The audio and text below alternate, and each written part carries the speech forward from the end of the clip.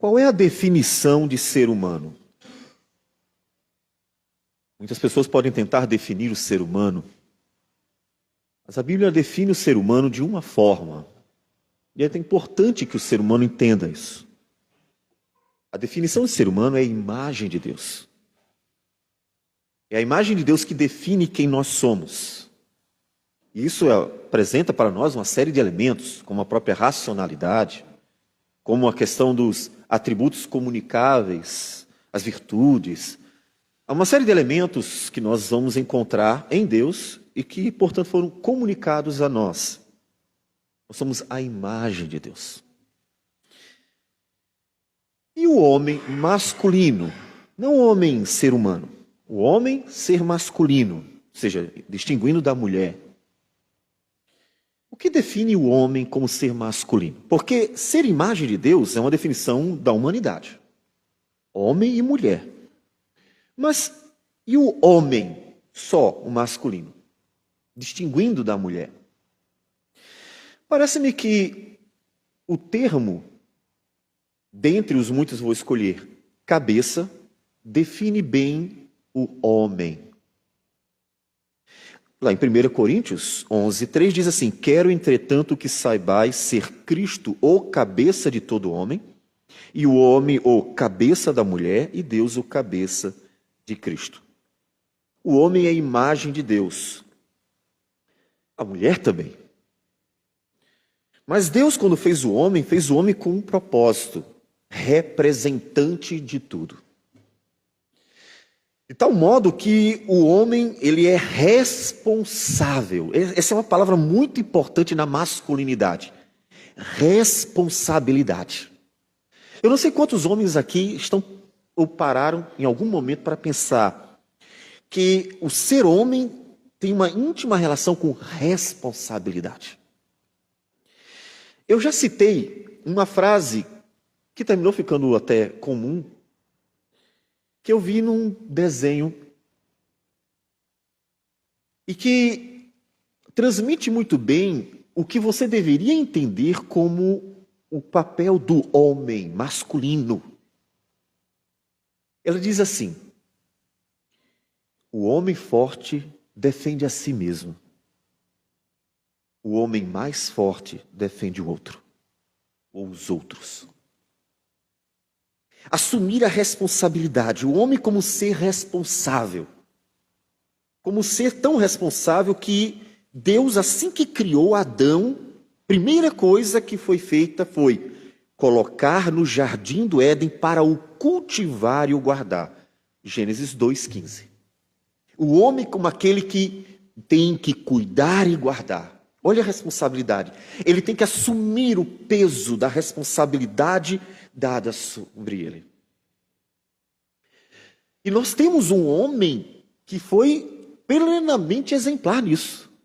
Ele carregou no mundo, nas costas, o mundo. Ele carregou o peso da responsabilidade de todos os outros homens de Jesus Cristo.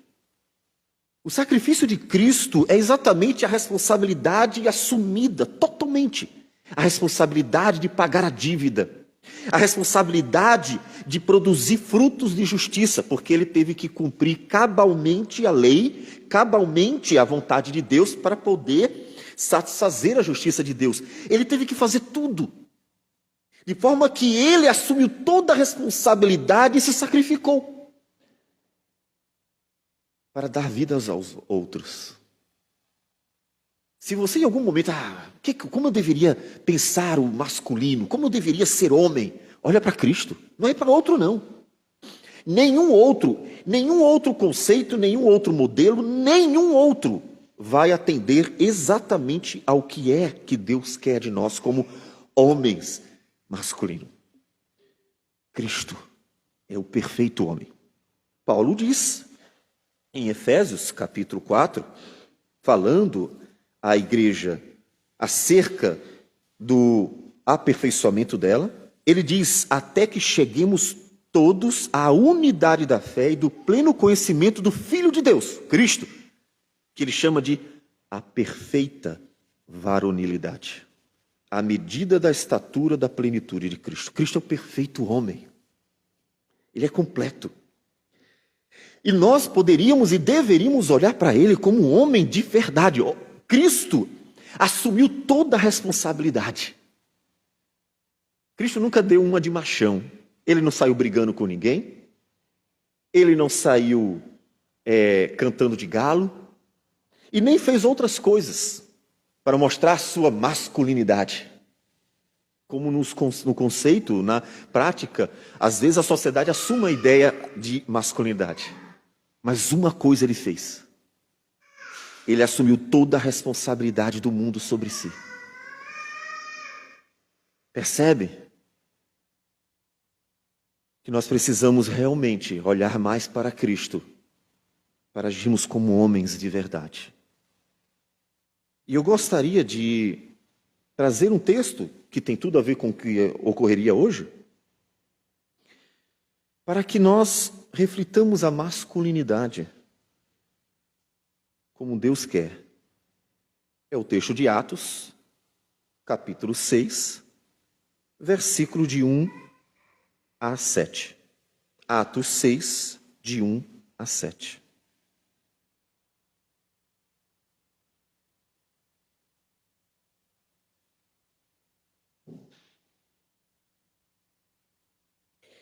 Ora, naqueles dias, multiplicando-se o número dos discípulos, houve murmuração dos helenistas contra os hebreus, porque as viúvas deles estavam sendo esquecidas na distribuição diária.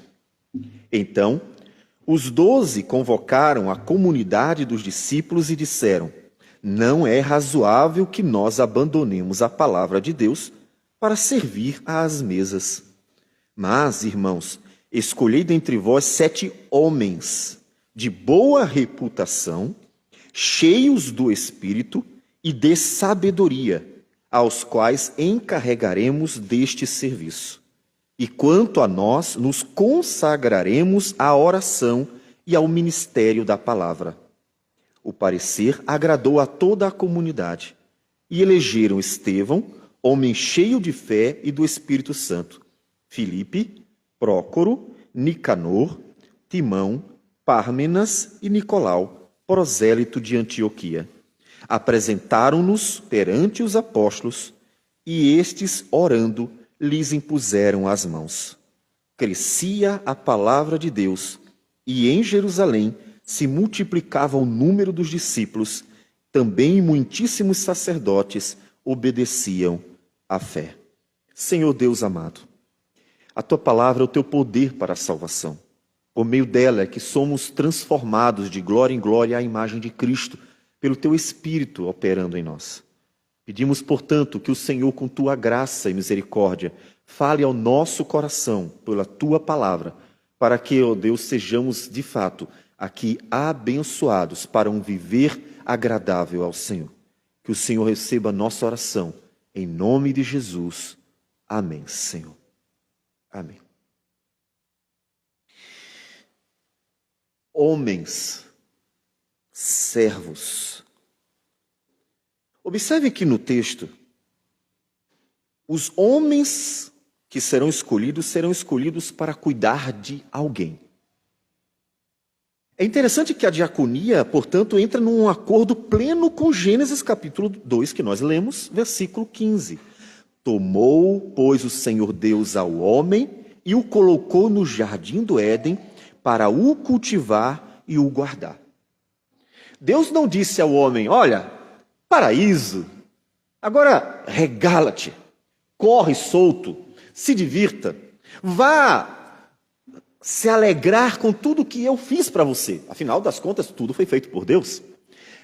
O alimento, a paisagem e tudo aquilo que a criação pode proporcionar foi feito por Deus. O homem não fez nada. O homem não criou coisa alguma. Podemos dizer, como é dito, inclusive, na ciência, que o homem nada cria. O homem só vai trabalhando aquilo que já está criado. Porque tudo que nós usamos para fazer algo já está feito ali. É uma obra, é uma matéria-prima. Deus fez tudo. E poderia ter dito ao homem assim: agora desfrute. Olha, pode comer o que você quiser, ele até diz, né? Pode comer de todas as árvores, menos dessa, a árvore do conhecimento do bem e do mal. Mas ele não simplesmente deixa Adão correr solto e viver a vida que Deus havia criado para se alegrar apenas. Deus coloca Adão no jardim com o propósito de exercer a sua masculinidade. Cultive e guarde. Cultive e guarde.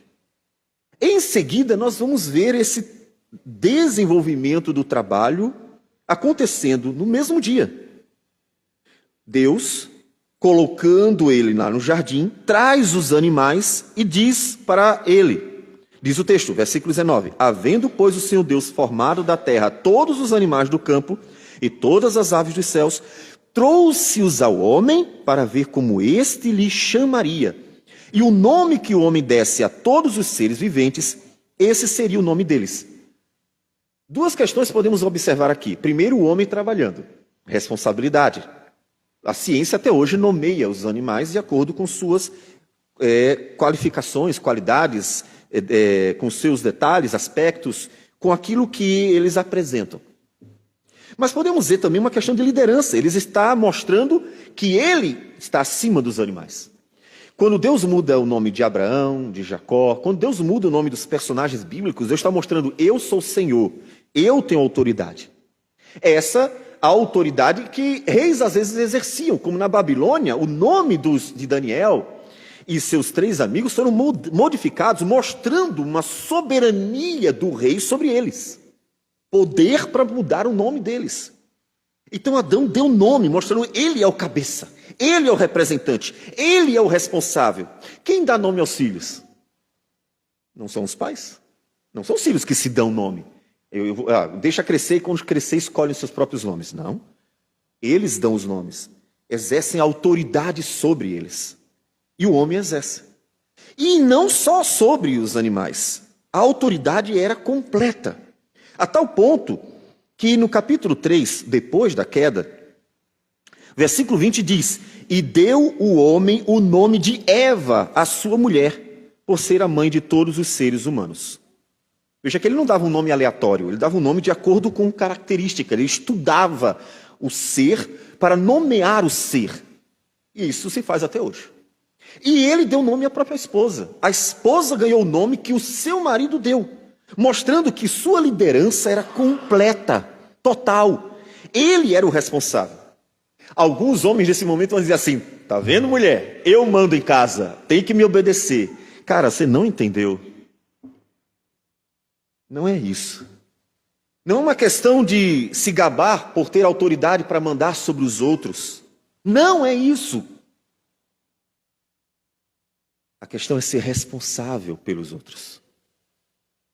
A questão é assumir a responsabilidade da vida, de tudo aquilo que Deus confiou às mãos. Toda a criação. Adão recebeu não um privilégio de mandar na criação. Adão recebeu a responsabilidade de cuidar da criação. E as mulheres de nossos dias têm reivindicado muito a responsabilidade dos homens. Com razão. Com razão. Veja que aqui em Atos há uma prática, um exercício da masculinidade.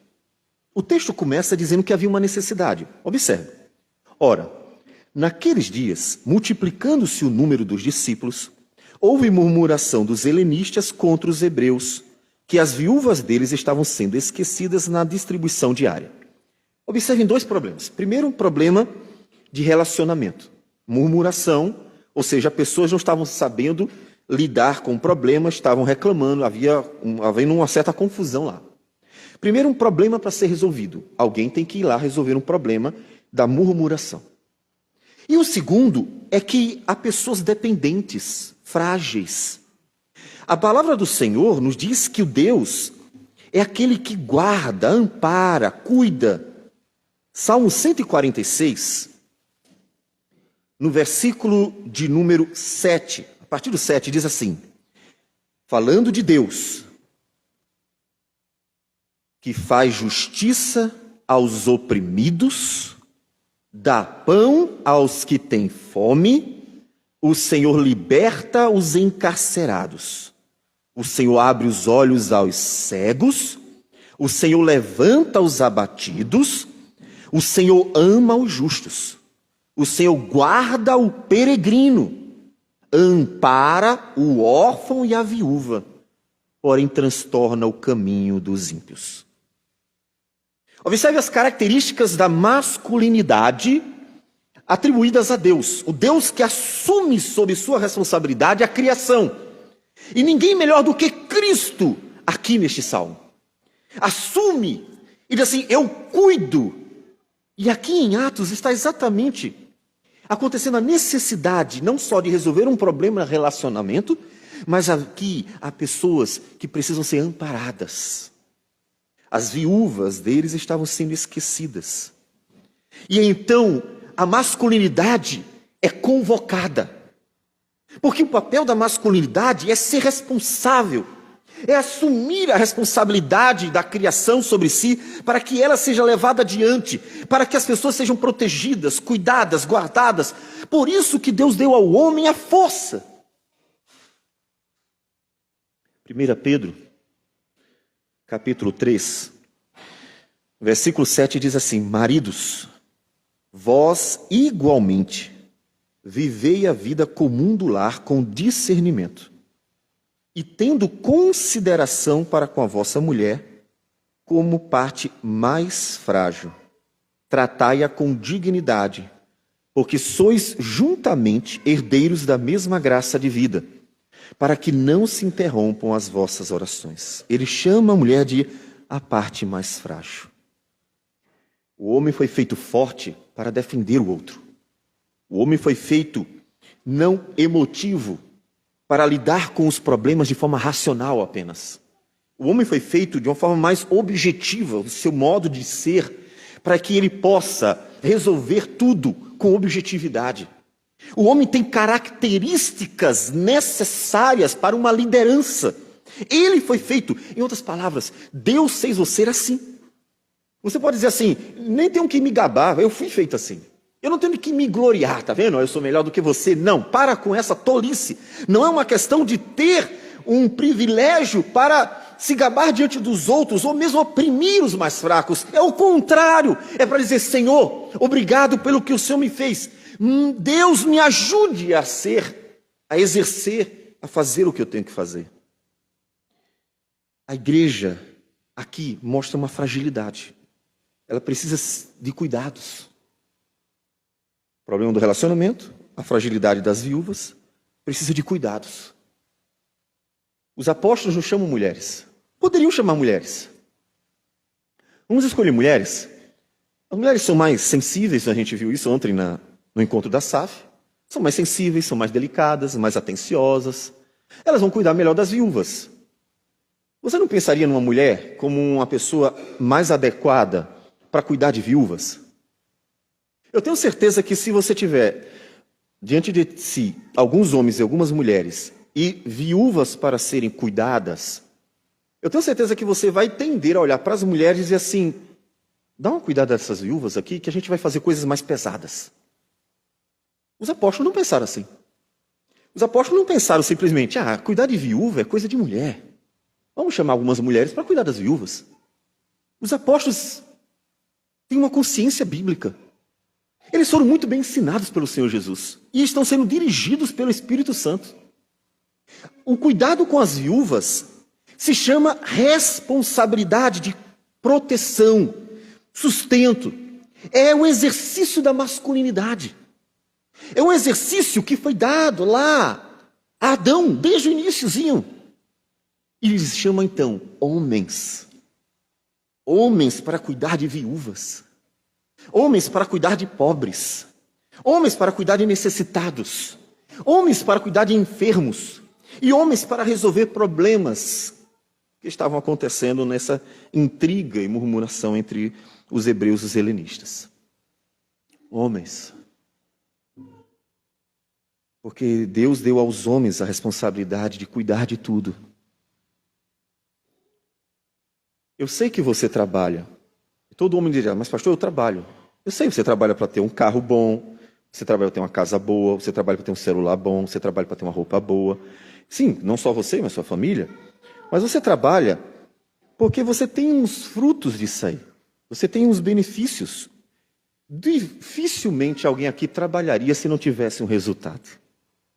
Você trabalharia se não tivesse um retorno? Eu trabalhei, dei para todo mundo, não tive nada. Não há benefício nenhum. Eu não faria isso. O sacrifício de Cristo é uma coisa muito difícil de se encontrar entre os homens. Fazer algo pelos outros sem receber nada em troca. Mas a responsabilidade do homem é assumir tudo pelo dever que Deus lhe deu para glorificar a Deus na sua masculinidade.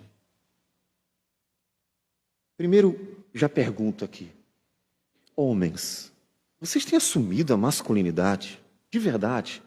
Eu não perguntei se você é do sexo masculino apenas, que não é definido pela sexualidade apenas, é muito mais, como nós estamos vendo.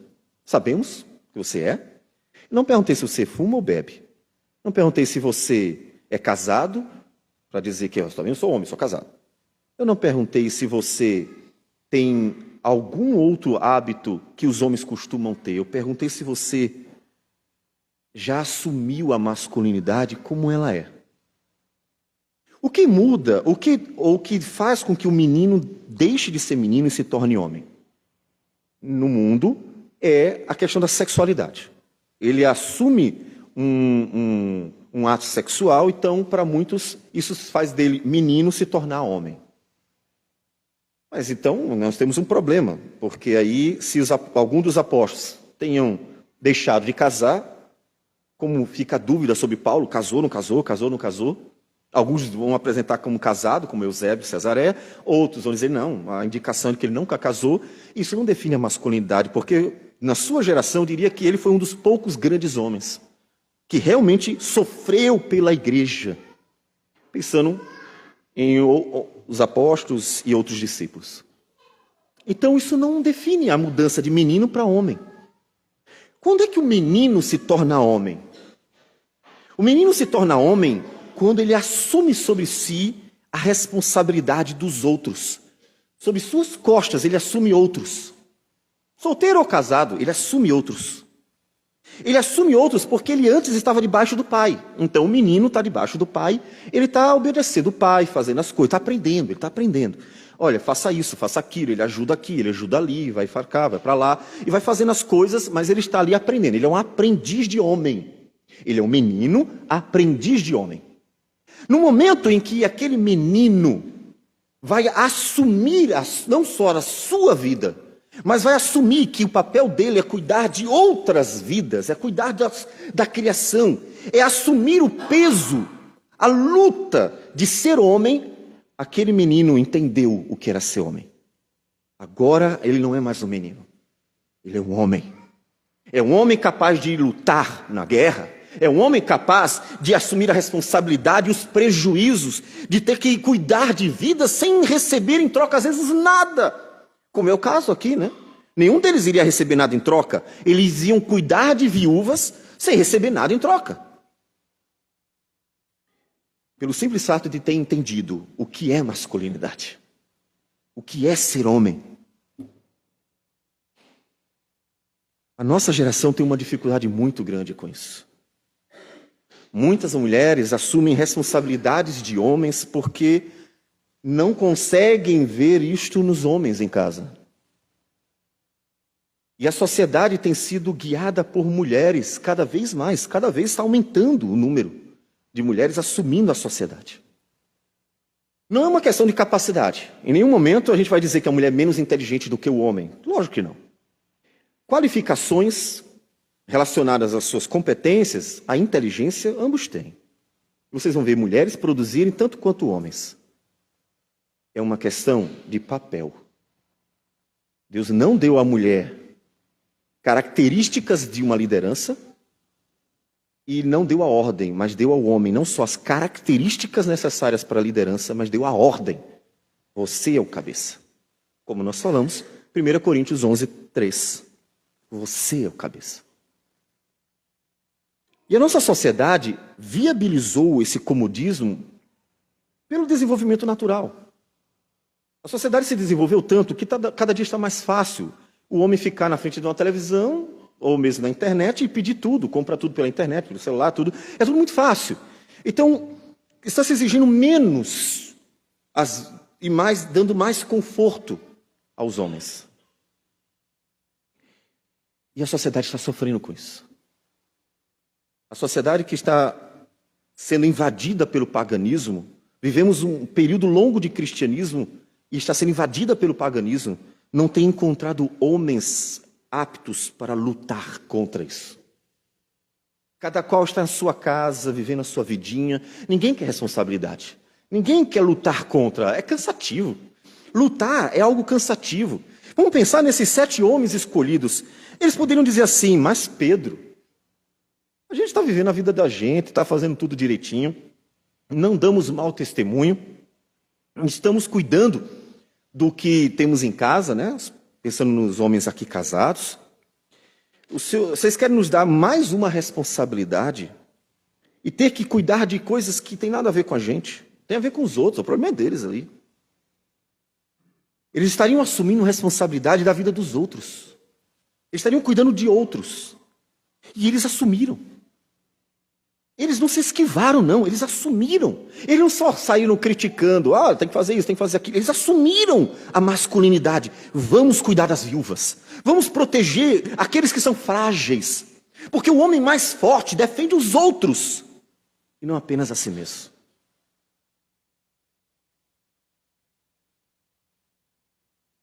Os 12 tomaram uma decisão. E uma decisão muito importante. Nós já temos um papel fundamental, não podemos deixar. Perceba que eles têm noção de valores. Não é razoável que nós abandonemos a palavra de Deus para servir as mesas. Espera aí. O Senhor Jesus nos chamou para ensinar a Escritura, pregar a Escritura e interceder pela igreja. Não como sacerdotes, mas como homens que vivem para orar e pregar. É o pastoreio. Eles sabiam que o propósito da vida deles era, de fato, como testemunhas, e aí vem a questão apostólica em especial, como testemunhas diretas de Jesus, está propagando o evangelho, mas também cuidando. Em certa forma, como Pedro se chama de presbítero em sua carta, e fala aos 2 mais presbíteros como se fossem todos igualmente pastores, de fato. Eles conhecem os valores daquilo que eles estão fazendo. E eles não poderiam deixar de fazer uma obra tão fundamental dada por Cristo para fazer uma outra obra que sim, era importante, mas não poderia substituir a obra da pregação da palavra.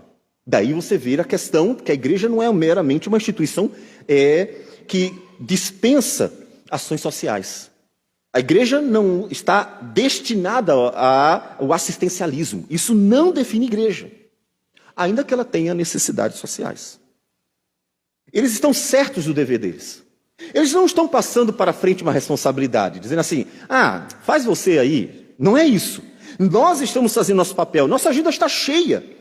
Nós passamos todos os dias pregando, nós estamos cuidando de vida já, só que com aquele aspecto que fora dado pelo Senhor Jesus. Não é correto nós substituirmos a ordem de Jesus para nós cuidarmos de vidas por meio da pregação da palavra, para atendermos uma outra necessidade. Eles entenderam isso e não estão passando adiante um papel. Mas outros homens podem assumir isso. E observe que nós temos tido em nossos dias dificuldade de encontrar homens que digam, eu assumo a responsabilidade. Então, um exemplo. Quem pode pintar essa parede? Eu já tenho uma ocupação, já tenho um trabalho, já tenho isso, todo mundo tem ocupações. Afinal das contas, nenhum desses homens escolhidos eram desocupados, também não. Dificilmente encontramos um para dizer assim, não, eu pinto. Eu quero que você analise a sua vida como homem. O quanto você entendeu que ser homem é ser responsável, não porque vai ter um benefício. Porque se eu dissesse assim, eu te dou R$2.000 para pintar essa parede, apareceria um monte de homens. Talvez não aparecessem todos, porque muitos diriam assim, eu não preciso de R$2.000. Se eu te desse 10 mil, você pintaria. 100 mil, apareceria a cidade inteira para pintar uma parede por 100 mil. Por quê? Porque são responsáveis? Não. Claro, por amor ao dinheiro. Mostrando que a questão não é o trabalho, é o quanto você ganha com ele. Esses homens assumiram uma responsabilidade e não um benefício que teriam em troca. Assumiram o papel de homens. Você já assumiu o papel de homem? A nossa sociedade diz que ser mulher é muito difícil. Ah, ser mãe é padecer no paraíso. Ah, ser mulher é sofrer mesmo. E existe uma série de mulheres por aí, nas redes, em todos os lugares, livros até, que ficam chorando as pitangas, dizendo que ser mulher é a coisa mais difícil do mundo. Talvez nessa sociedade atual, sim, esteja sendo difícil ser mulher, porque elas querem assumir a masculinidade que não têm. E porque os homens não querem assumir a masculinidade que foi dada a eles. Mas a vida da mulher é relativamente mais fácil ou mais cômoda quando ela tem um homem que de fato é homem. Não é homem porque ele é do sexo masculino, tem aquele sinalzinho ali, aquela marca masculina. Ele é homem porque ele assume o papel de homem, entende? Porque a mulher, ela é cuidada, ela é protegida, ela é sustentada, ela é ensinada, ela é conduzida, já falei, né? A mulher é protegida. A mulher, quando tem um homem que é homem, ela tem tudo o que ela precisa para viver uma vida mais tranquila. Dúvidas sobre isso? Efésios, capítulo 5, versículo 25. Maridos, amai vossa mulher como também Cristo, olha o varão perfeito, amou a igreja e a si mesmo se entregou por ela, para que a santificasse, tendo-a purificado por meio de lavagem de água pela palavra, para a apresentar a si mesmo igreja gloriosa, sem mácula, nem ruga. É interessante a ideia da ruga, porque as rugas que incomodam muito as mulheres costumam ser um sinal não só de idade, mas de cansaço. De uma mulher que lutou muito, que cansou, que foi difícil a vida. As rugas aparecem muito mais rapidamente, porque ela muitas vezes precisou fazer coisas porque o marido não fez. E ela está cansada, ela está envelhecida. Por quê? Porque ele não teve do marido tudo aquilo que deveria ter tido. Então as rugas aparecem. E Jesus fez tudo o que era necessário e faz, porque o sacrifício, equivocadamente alguns vão entender que é apenas um morrer literal. Mas o sacrifício de Cristo não foi só a cruz, é tudo o que ele fez e faz pela igreja. Ele vive para cuidar dela.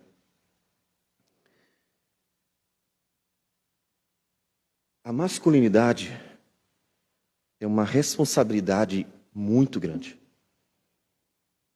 E que se o homem não assume, ele ainda não se tornou homem. Ele ainda é menino. Podemos mostrar na nossa sociedade muitos adultos que nunca se tornaram homens. São casados, têm filhos, mas ainda são meninos. Eles ainda vivem para si mesmos, eles não assumem responsabilidade, não conduzem a família. Eles são meninos. Alguns até têm a esposa como uma mãe e acham gostoso deixar a mulher conduzir a casa enquanto eles vão só trabalhando para dar o sustento, que é o pão de cada dia. Eles não amadureceram. E essa sociedade sem homens, tem adultos, mas não tem homens, é uma sociedade frágil, mas tão frágil que o inimigo facilmente consegue tomá-la para si. Por isso que nossa sociedade está caindo cada vez mais. Porque não há homens que queiram assumir a responsabilidade de lutar por ela, sofrer por ela, dar duro, aguentar a pressão. Você aguenta a pressão, homem? Você foi feito para isso. Se você pressionar uma mulher no trabalho, você vai ver que logo ela começa a chorar. Pressionou demais uma mulher no trabalho, logo ela não aguenta, ela começa, em casa ela vai desabar. Ou no trabalho mesmo, ela desaba. Vai ter um momento que ela não aguenta a pressão, o homem aguenta. Você pode bater 1, 2, 3, 4, 5, o homem fica lá. Tanto que ele chega em casa e nem conta nada para a mulher. Ele aguenta, porque ele foi feito para levar surra. Ele tem costas largas e grossas para apanhar. Paulo levou 5 quarentenas, quase 200 açoites, porque ele era homem. Ele aguentou, ele não desistiu, ele não deixou de ser apóstolo. Mas ser apóstolo para apanhar, que trabalhozinho sem futuro. Esse homem só passou por dificuldades, necessidades, problemas. Ele era afrontado, indesejado, maltratado. Até pessoas que se diziam cristãs estavam perseguindo o cara. Tudo de ruim aconteceu com aquele homem. O homem apanhou, como diz o ditado popular, sofreu pão, comeu pão que o diabo amassou. Ele não desistiu. Por que ele não desistiu? Porque Deus o fez homem. E o encheu do Espírito Santo para não desistir de jeito nenhum. Você foi feito homem para isso. Para suportar um mundo, não só um paraíso antes da queda, um mundo que não havia pecado, mas você foi feito homem para suportar o mundo debaixo da queda. Para suportar todos os tipos de problemas, a fim de cuidar de outras pessoas. Porque a sua esposa, suas filhas, as mulheres em geral, elas não suportam. Aperte um pouco e você verá. Elas não suportarão, porque elas não foram feitas para isso. Elas são frágeis, para você cuidar delas. Eles tomaram uma decisão. Não era se esquivar de responsabilidade. Era não abandonar a responsabilidade principal para substituir por outra. E eles disseram, meus irmãos, versículo 3 de Atos 6. Escolhei dentre vós 7 homens de boa reputação, cheios do Espírito e de sabedoria, aos quais encarregaremos deste serviço. Muitos homens. Nós não precisamos de tantos, mas há muitos homens. Vocês podem escolher muitos homens. Para delimitar um pouco, escolha os que tiverem as características mais evidentes. E é claro, para não errar, não escolho nenhum que não tenha essas características. Mas todos devem ser homens. Mas para fazer um trabalho do Senhor, devem ser de boa reputação, cheios do Espírito e de sabedoria. Você, homem, podemos dizer, ou o próprio Deus diria de você assim, fulano é um homem de boa reputação, cheio do Espírito e de sabedoria. Você tem procurado viver dentro desses critérios? Porque se todos os homens disserem assim, mas eu tenho vivido assim, eu tenho buscado viver assim. Então todos estão qualificados para isso. Todos.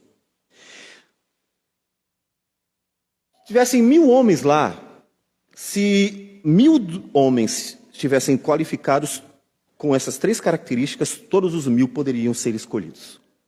Claro, só queriam 7. Mas todos eles estariam qualificados. Todos eles poderiam dizer assim, eu. Mas só temos que escolher 7, então vamos escolher dentre vocês os 7. Esse é o ideal. Esse ideal é, a igreja tem homens assim. Mesmo que ela não possa escolher todos. Não dá. Onde todos diriam assim, mas poxa, eu queria. Não deu, não fui escolhido. Percebe que é o contrário? A realidade atual é, temos um trabalho a fazer, você faz, eu não posso. Temos um trabalho a fazer, você faz, não. Eu já tenho muita coisa. Todo mundo sempre diz a mesma coisa. Tenho muita responsabilidade, tenho muito isso, muito aquilo outro. Ninguém assume. Todos eles deveriam desejar. Apenas alguns seriam escolhidos. Os privilegiados. Privilegiados por quê? Por assumir mais responsabilidade e cumprir diante de Deus um papel importante. Seria como um homem que é escolhido para a guerra, para ir à guerra, defender sua nação, sua família, e ele se sentir privilegiado. Para pensar nessa imagem. Digamos que o país entre em guerra, e esses infernais comunistas tentem lutar contra a gente. E digamos que, então, os homens são todos convocados. Olha, todos são convocados, todos os homens. As mulheres vão ficar cuidando das crianças. Os homens são convocados. Há uma guerra, eles querem matar nossas mulheres, querem matar a gente, querem matar todos. Eles querem tomar o nosso país, eles querem destruir. Não é uma brincadeira, é algo sério. E eles estão convocando todos os homens. Você se esconderia para não ir à guerra ou você se sentiria honrado por ir à guerra? Ou eles estão convocando apenas alguns, não precisa de todos. Você seria aquele que faria de tudo para não ser escolhido. Ai, ufa, não fui escolhido para ir para a guerra, vou ficar em casa com minha família. Olha como eu fui abençoado. Será que essa é a perspectiva correta? Será que o fato de você ter fugido da guerra, fugido de lutar pela família, pela nação, é um sinônimo de ser abençoado? Ou você fugiu de um privilégio? Eu fazer parte desta luta e lutar pelo meu país. Este deveria ser um homem. Aquele que não fosse escolhido deveria dizer assim: que vergonha! Meus irmãos foram para a guerra, meus amigos foram para a guerra, e eu fiquei aqui, eu não aceito, e brigar para ir para a guerra, eu tenho que lutar também. Há filmes que retratam isso. Porque ele sabe que ser homem é assumir o peso da responsabilidade de lutar por tudo e por todos, pelos quais deve lutar, é claro. Os nossos homens estão prontos para a guerra. Os nossos homens estão prontos, tendo todas as qualificações, estão prontos. Ou estão fugindo da guerra? Os apóstolos continuariam fazendo a obra. Versículo 4. E quanto a nós, nos consagraremos à oração e ao ministério da palavra. Espera aí.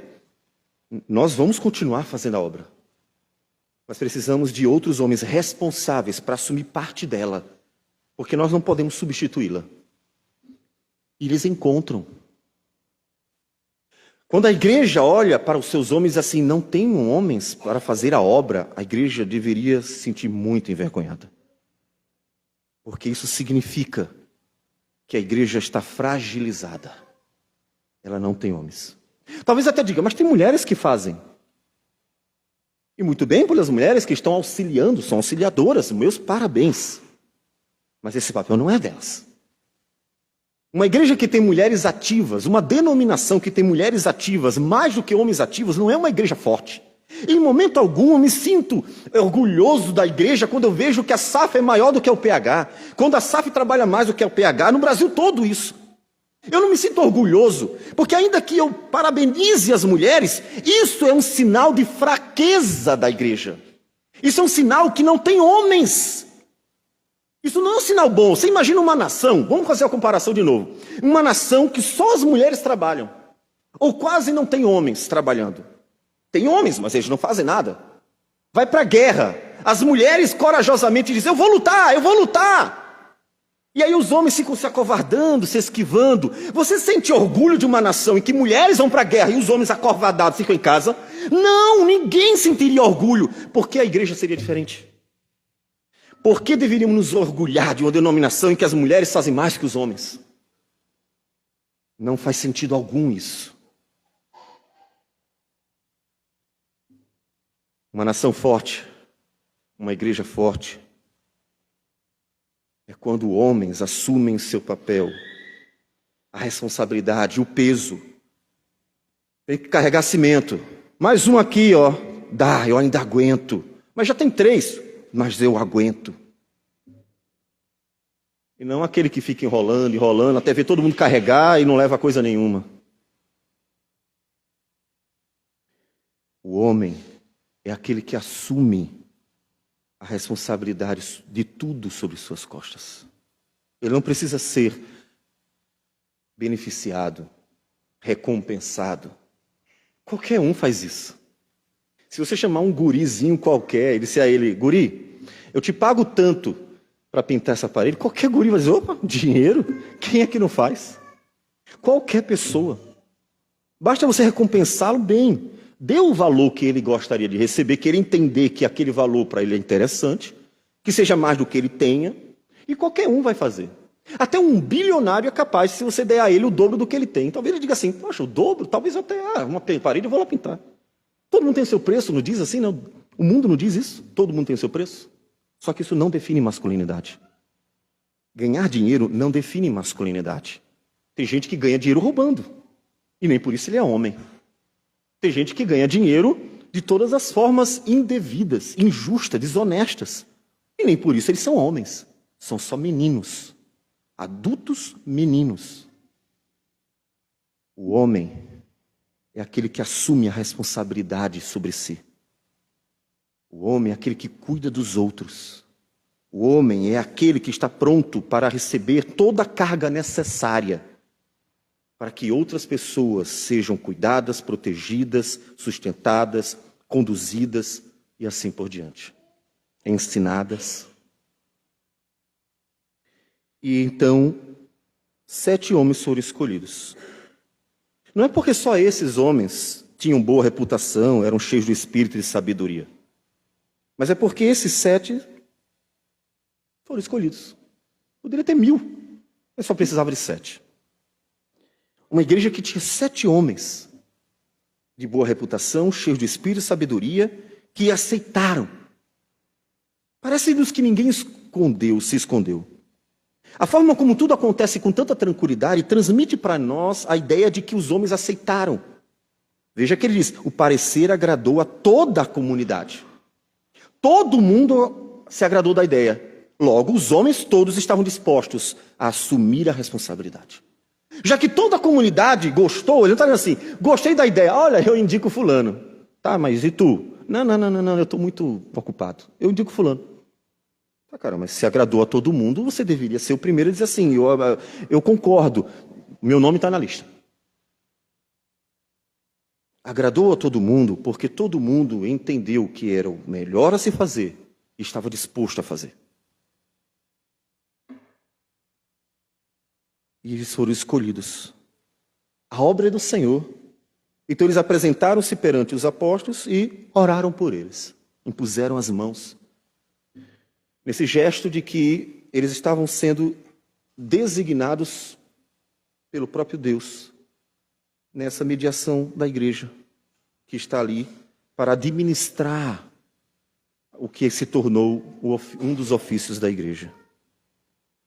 E isso é tão bom que o final do texto, o versículo 7 diz, crescia a palavra de Deus e em Jerusalém se multiplicava o número dos discípulos. Também muitíssimos sacerdotes obedeciam à fé. Vocês percebem que o final ele coroa. Olha como é que começou, um problema. Naqueles dias se multiplicou, mas houve problema. Helenistas contra hebreus, briga, confusão. E as viúvas desamparadas.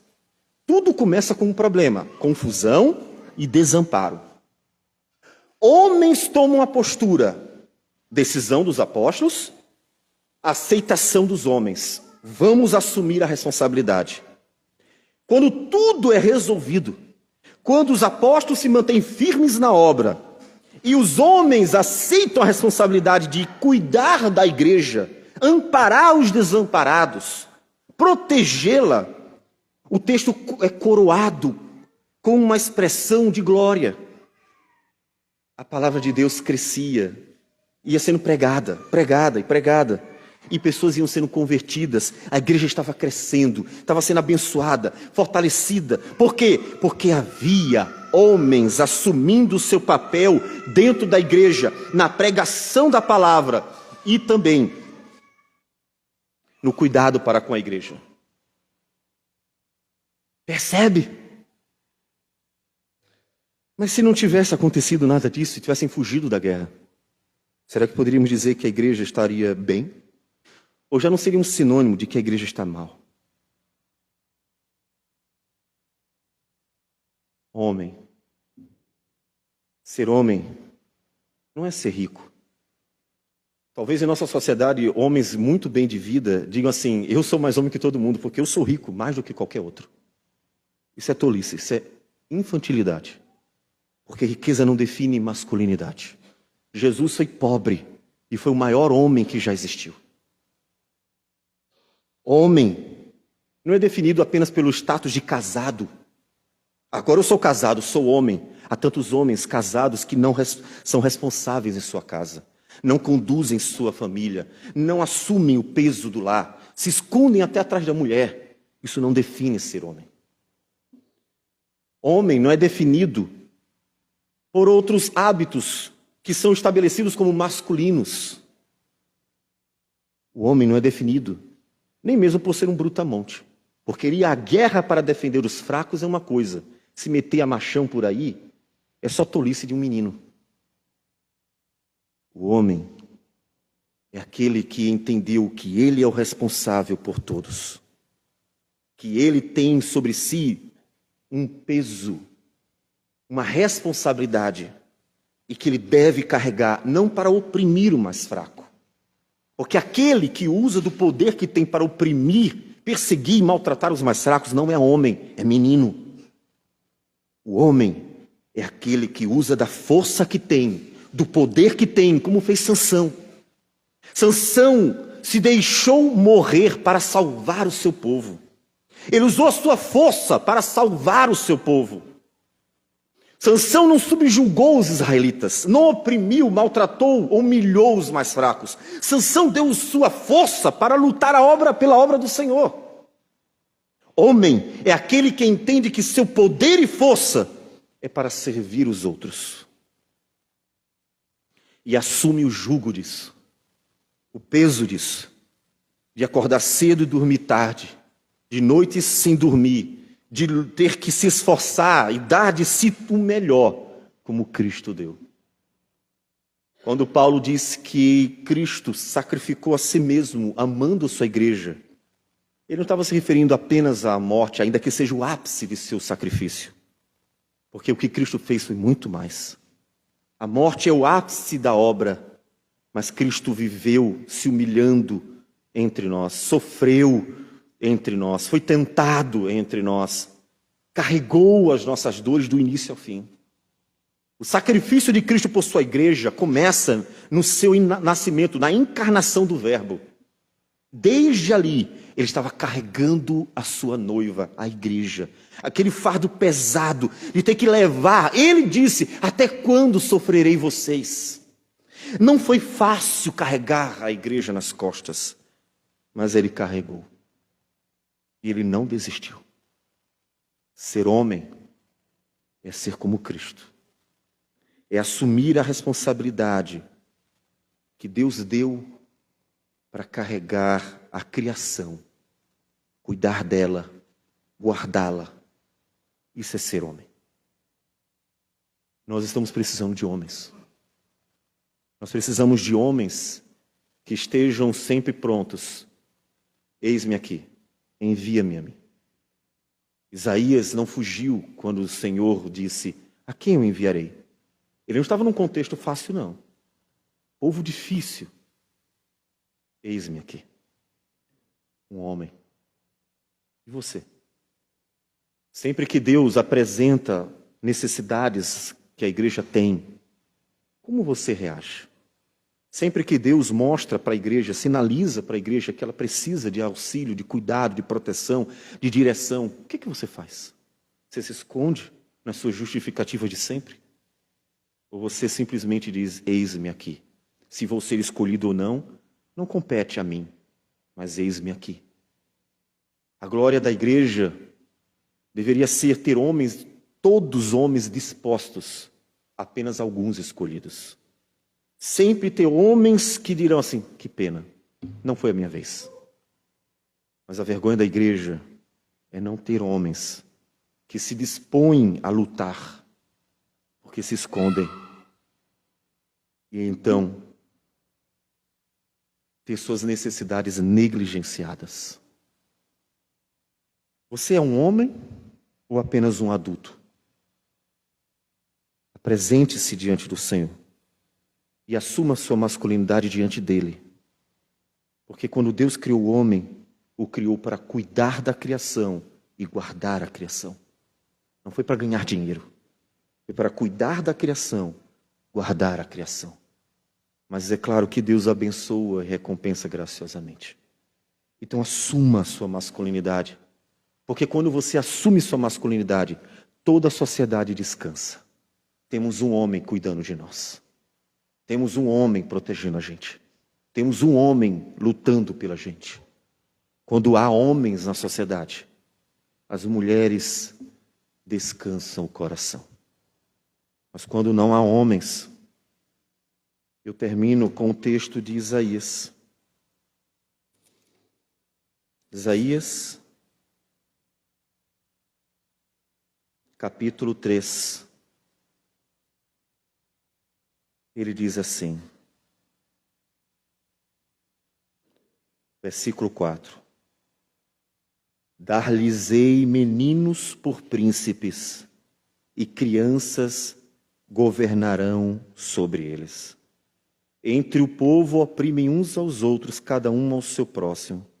O menino se atreverá contra o ancião, o vil contra o nobre. A tristeza para aquele povo. Versículo 12. Os opressores do meu povo são crianças, e mulheres estão à testa do seu governo. Ó povo meu, os que te guiam te enganam e destroem o caminho por onde deves seguir. Mas por quê? Porque naqueles dias não havia homens dispostos a lutar pelo povo do Senhor. Apenas um se levantou e disse: eis-me aqui, envia-me a mim. Lute pelo povo do Senhor.